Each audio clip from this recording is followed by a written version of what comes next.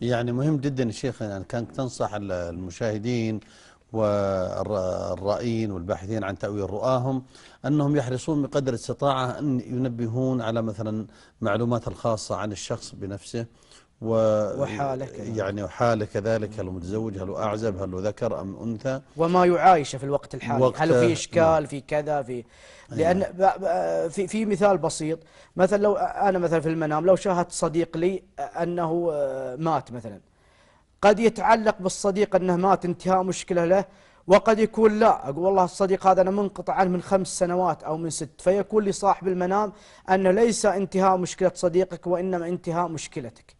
فهذه نعم. لابد، نعم لابد من الانتباه لها. أيوه. وهذا يقع فيها الخلط الكثير.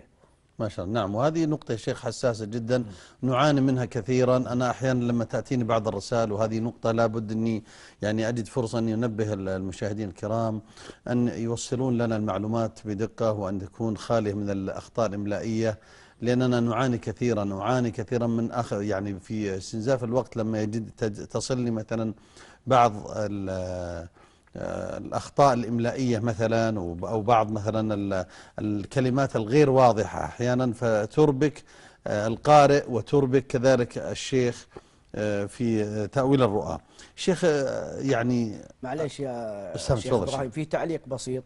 يعني أحد الأشخاص سألني أنه رأى في المنام نفس يعني المثال السابق، أنه يقرأ على صديق له. يعني أول ما سألت هل صديقك مصاب بمرض أو تعب، قال لا نهائيا.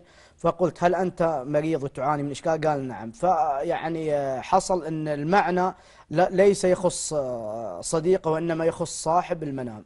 فهذا بس للتنبيه. أين